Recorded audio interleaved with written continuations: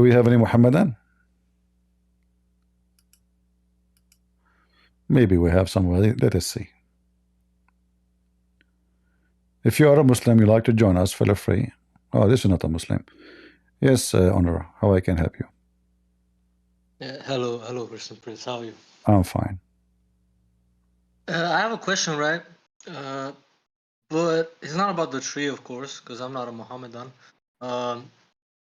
I wanted to ask you, where in the I read somewhere that nowhere in the Quran does it mention that drinking alcohol is bad. Is that true? Drinking alcohol is bad? Yeah, someone told me that it's not mentioned in the Quran. No, the Quran saying that alcohol, the Quran is a stupid book as usual. So one place says the Quran says that alcohol is good, all right? And it's a miracle from Allah, as we see in the verse here, chapter 16, verse number 67.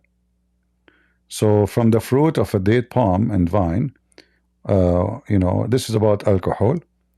This is a translation of who? Yusuf Ali, not clear. Let us switch to different translation. Muhammad Hilali Khan. All right. So here, Allah is speaking about alcohol as something great, and even it's a miracle from Him. It is a sign for people who have wisdom. So people who have wisdom is the one who see how amazing alcohol is. However, the same stupid book said the opposite. I think it's 560 where... Yeah, I know what there is many verses actually, but in verse 590, and there's 2:19. So Muhammad, he said in the Quran, in it there is a lot of sin and a lot of benefit, but in the previous verse we have it says only benefit. It's a great miracle of Allah. All right, this is Muhammad here. He is trying to avoid the answer when they ask him about alcohol. Is it bad or good? So he said there is good and there is bad. No answer. But then Muhammad, he you know, when he got older, he's dying now, he cannot drink, so he is saying something different. So he said in chapter 5 verse number 19 and 91 that wine, he mentioned wine specifically, and gambling and etc., and betting, like for, you know, if people like racing horses, and he say if you win you do this, all of this is from the work of shaitan. So avoid it. Avoid it. It's not forbidden. Avoid it. It's not haram. All right.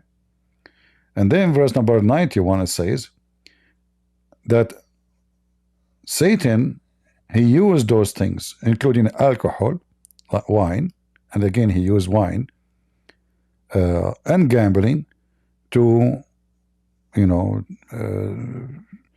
to make them stay away from Allah. Now the appearance of the verse, nothing wrong with it, like saying that gambling is wrong, and you know, the Bible says that too. Speak about all kind of activities is wrong, and Muhammad trying to copy what Paul said about the same thing. But here you see the hypocrisy of Muhammad. In one time, Muhammad, he said that wine is a miracle from Allah, it's good. He never mentioned anything bad about it. As you see, he did not say it is from shaitan. He made it clear it's a sign from Allah. It is a sign for people who have wisdom.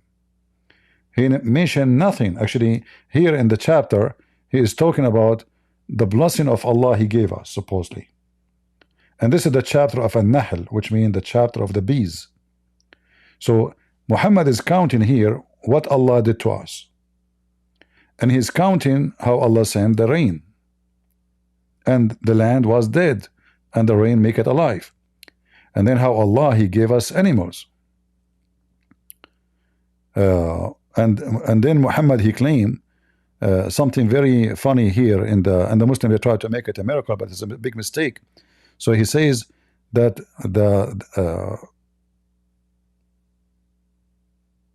the animals, which mean like a goat, sheep, camel, saying that we are drinking milk from their bellies.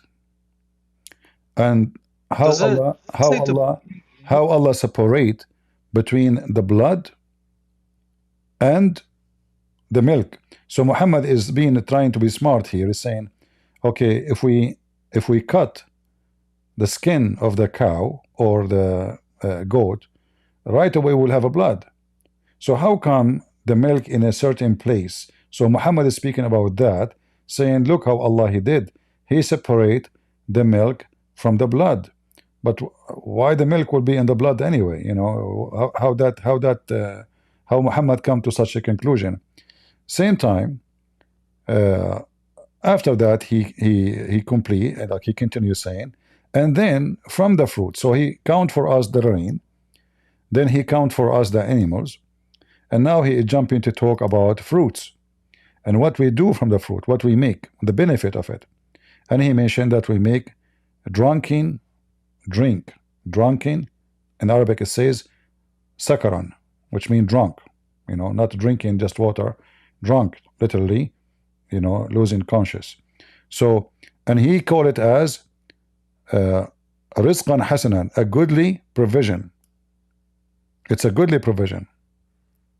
Verily, therein is indeed a sign for people who have wisdom. But when Muhammad, after he got into the situation when he was dying, after the Jewish woman, she got poison for him, Muhammad, he cannot drink no more. So Muhammad will lose nothing if he says drinking is forbidden, because he cannot drink. So Muhammad, he come with this, saying that drinking is from shaitan, and shaitan, he want you to use it to stay away from Allah. And this is why here it says, so obey Allah and obey the messenger. And here you notice something very funny. It says, and if obey Allah and obey the messenger, and be aware between two brackets of evil, all right, even though doesn't mention that in the verse. If you turn your back, which means you refuse to obey, well, the job of the prophet is only to be a warner.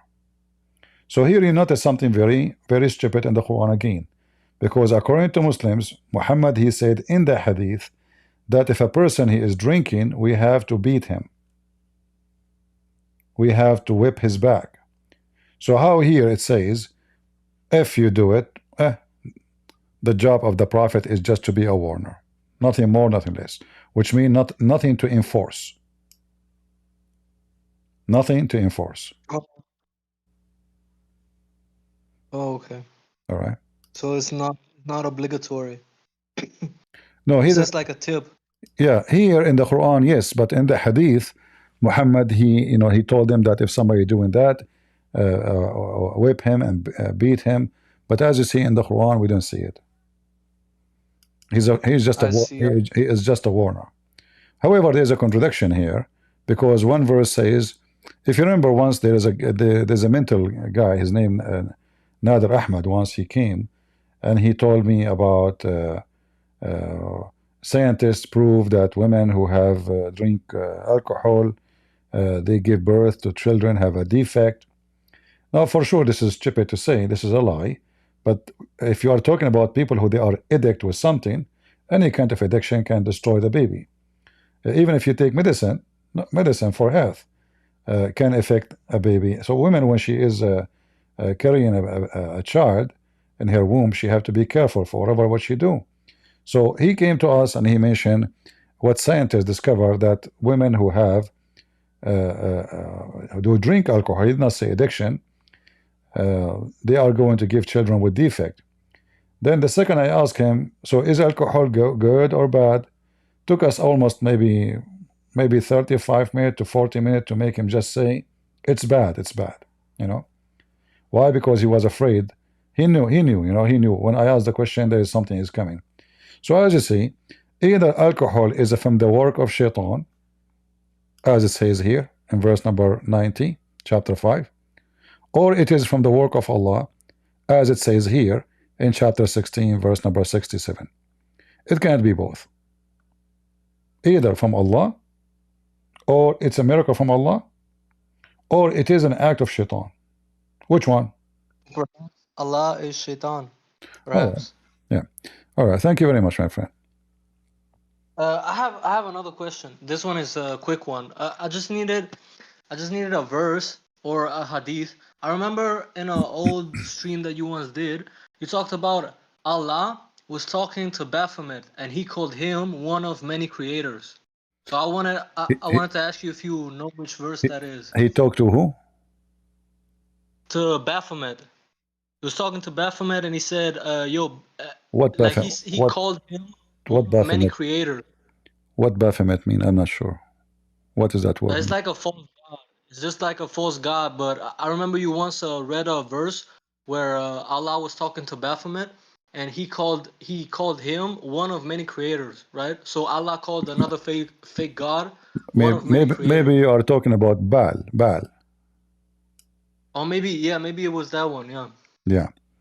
So when Allah, he says, supposedly in the Quran, which is not Allah talking, this is Muhammad. Okay. He compared himself to Baal, and he say he is the best of the creators. That means Baal is a creator too, because if I say I am the best compared to Baal, well, obviously Baal is a creator too. All right, and this is the chapter in front of you, 37, verse 125.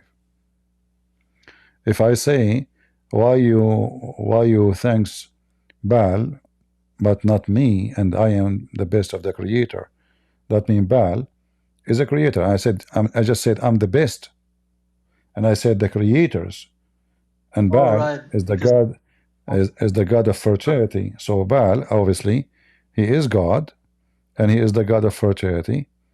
Otherwise, the word best of a creators here is a fraud, is a lie. Because either I am the only creator or there's other creators. So if there's others, that means the whole monotheism of Islam is a joke. And we know actually Jesus in the Quran is a creator. So how Allah is God? The creator is God. If Jesus can create from the mother bird, and even if the Muslim they say, well, Allah gave him this ability, it doesn't matter, he's a creator. You know, so what? Only God can create. Jesus, he give life. Jesus created from the mother bird and he breathed into it. And bingo, we have a flying bird and he's a living bird. So until now, based on the Quran, there's live birds made by Jesus flying in the sky. There was actually a Muslim that gave me a counter argument to that. He said that Musa's staff turned into a serpent. Is that a thing in the Quran? Yeah, but this is not creation, because simply according to the Quran, Allah, he made the staff of Moses turn in such a way, but this is not an act of a creation. However, even this one, it's a miracle still. Muhammad, he have none. Where is this? True. Where is the staff of Moses? Where is the staff of Muhammad? Where is why Muhammad don't have any? I mean, as you see, any miracle we see, Muslim they claim, can be found only in those books, which is written hundreds of years after Muhammad, contradicting what the Quran is saying. And the second you show Muslims, usually any hadith goes against the Quran, they will say we don't take it, we take only the Quran. But because they are desperate to find a miracle about Muhammad, they accept those stories even though there's no proof of them. Who is the one? Who is the witness for the story? Who is where? You know, Ibn Abbas, he said a Bedouin came, that's it. Who witnessed? Was even Ibn Abbas there? He didn't say.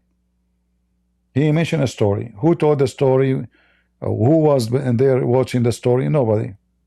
Who is the Bedouin? Nobody knows. It's just a Bedouin. Go ahead.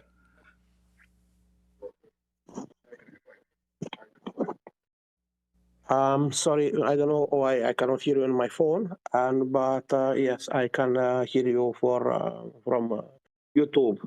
The thing is, can I ask you how many Muslims? Oh my God, I hear myself now. You do not The question was mute YouTube. how many Muslims there are altogether in this world? Very few, because the Muslims is the one who follow who practice Islam as a government and as a religion. If you don't practice Islam as a government, you are not a Muslim. So all the Muslim countries who don't have Islamic government practicing Islam are not Muslims. The Muslim, they call it, the Quran call it the Dar of al-Fitna, which mean the land of a trouble, not the land of faith.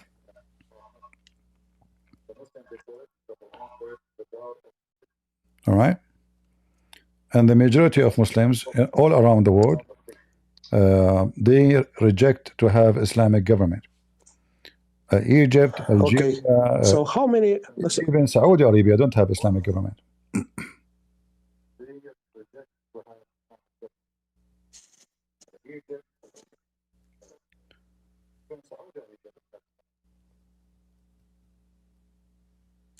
So how that come that you know, like they are you know, like 1.5 billion or something like that people? You know, all these people, they are as well doctors, you know, solicitors. They have high graduated people. How they don't realize, you know, like you said, Quran is foolish, is not. How they don't realize that, and they, you know, they pray a lot. I see a lot of people, you know, go to the Medina there, you know, thousands, and I believe there is high the graduated people. How they don't realize, you know, the Quran is not, you know, the religion, because what we expose here is, you know, totally different. Like, you know, most of the people was believing about Islam. But how that come that people no realize is wrong religion? Yeah. Well, first of all, there's a lot of them, they leave Islam, and the one who don't leave, either because he don't want to think about it, because simply he considers thinking about it is a sin, so he avoid thinking, or he knew it is a lie, but he, in order to preserve his position in the society, because you know, if somebody leave Islam in a Muslim country, he will be killed. It's not a joke. It's like I leave Islam. So if you give a freedom for Muslims, then we will know who is a Muslim or who is not. And you know, because Muslim society, they are like a spy on each other. So a person, he have to go to the mosque every Friday, even though he don't believe in going to the mosque and he don't believe in praying, because he did not go. People will say, oh, this guy, he became apostate, he is not going to the mosque, and then he will be in trouble. So it's a terrorism society. Give them freedom, and then we will see how many Muslims left. And that's why any country, any Muslim country, we can say that a place where there is a freedom, I can tell who is a Muslim, who is not, because they have a freedom to leave or to stay. As long as nobody have the right to leave Islam, then who is the Muslim? We don't know.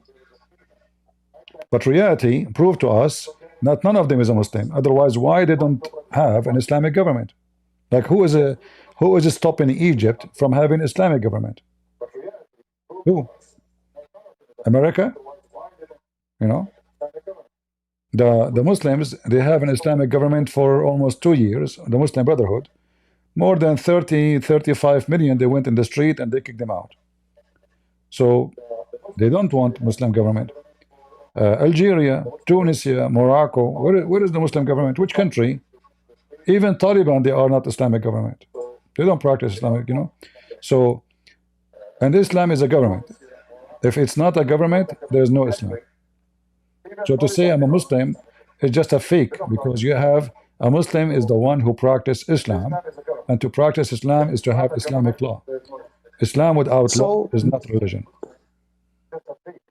You have a Muslim is the one who practices Islam. To practice Islam is to have Islamic law.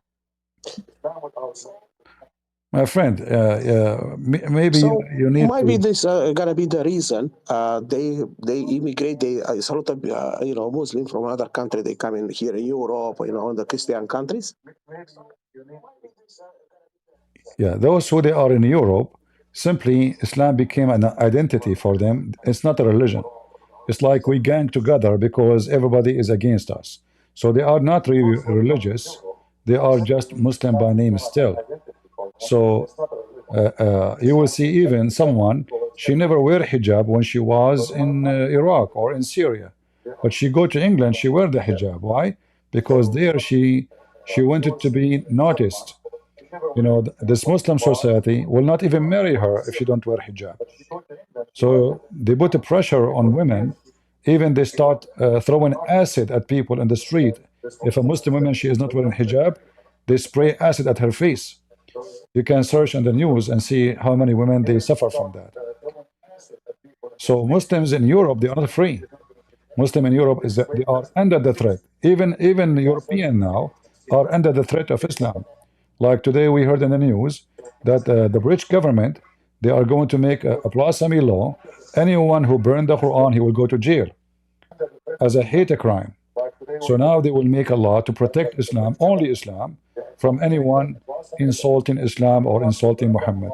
So they are expanding their you see, in Europe actually the Muslim, they have more authority than Muslims in Muslim countries,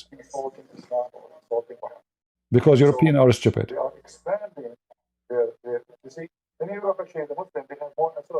All right, my friend, I have to disconnect you because I keep hearing myself twice.